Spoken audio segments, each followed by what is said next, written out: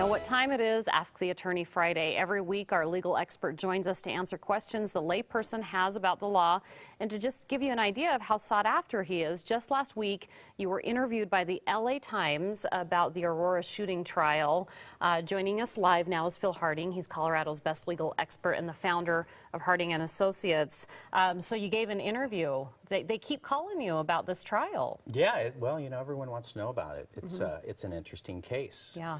And you are the expert behind it. So when you are not doing all these interviews, you are getting things ready for obviously your law office and everything you do, and on our show. So you're talking about insurance companies and what we need to know in this regard. Yeah, that's right. And I want our viewers to understand about the insurance machine, and it really is a machine, and how it works, how to best present a claim, and in turn, how to get the most money if you do have a claim.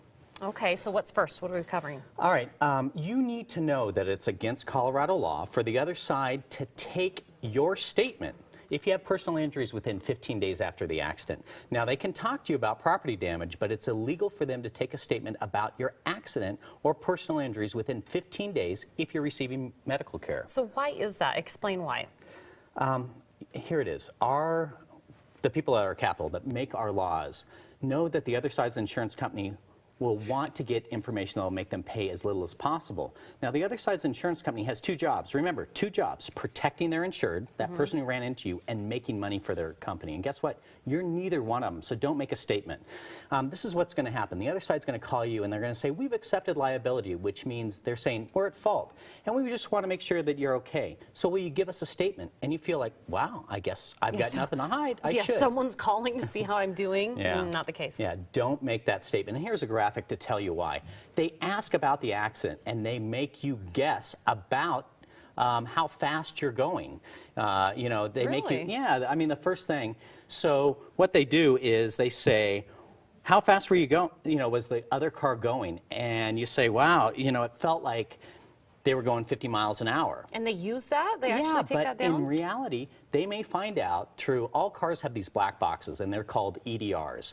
So they find out that really they were only going 20. Later, they'll use that statement to say that you exaggerate things, like the speed of a car or how much you're really hurt. They'll say, you said they were going 50, they were only going 20, so you must be exaggerating everything, not only the speed, but how much you're hurt. Wow, also, tricky. The insurance company will ask you about your injuries.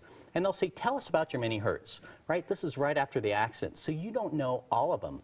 When it comes to settling your case or trying it, they'll say, well, you never told us about the elbow pain, you told us about the neck and the back. Therefore, it must be caused by something else. I've even heard of insurance companies telling people that they'll pay for their medical bills, so submit them to us. The one thing that the other side's insurance company doesn't tell you is that they're really only going to pay you once at the very end. So here's the thing. Here's a typical medical bill, and let's look at this, and let's see why they want to see your medical bill. Okay, let's take a look at it. And here it is. We look at it all the time, and this is an EOB. Now, on the left-hand side, you can see there's 29,000, right? So there's 29,352 paid from the other side because that's how much the hospital billed for the surgery. But if you signed a release, the other side's insurance company is going to send this bill, and you look at it, and they're going to see the paid amount, but they're also going to see the billed amount. Now, the paid amount is $8,500. The other side's insurance company is going to say, well, you showed that to me, so I guess I'm only going to pay the $8,500. Okay. That lower payment is against the law, and that's a difference of over $20,000. Let me tell you why this makes sense, to only show the billed amount. You got this discounted rate, right, the $29,000 going down to the $8,500 because you have health insurance.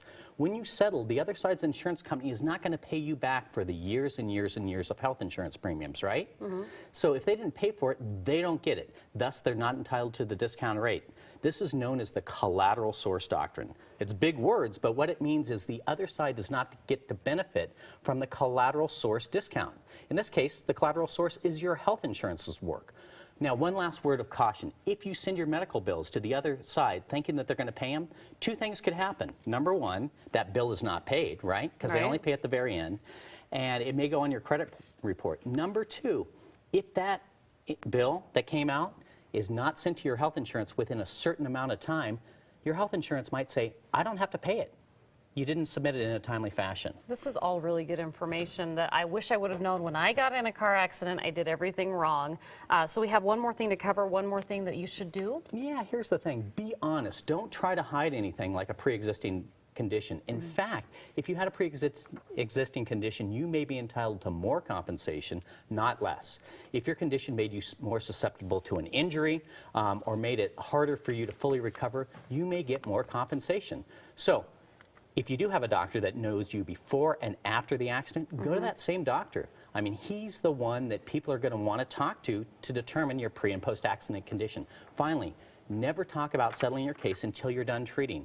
But you obviously need to settle or file a lawsuit before the statute of limitations. So watch out for that. It's important to talk to an attorney on this. I think the bottom line is call an attorney, have them handle it all, because that's tricky stuff they're doing. So if you have a question for our legal expert, Phil, go to kwgn.com, click on Colorado's Best. You'll see Phil Harding's photo on the right. Just click there and send in your questions. He will answer each question personally and confidentially. And to reach Harding and Associates directly, call 303-762-9500. You can also get a free consultation anytime. You can find him online at hlaw.org. Coming up on Colorado's Best.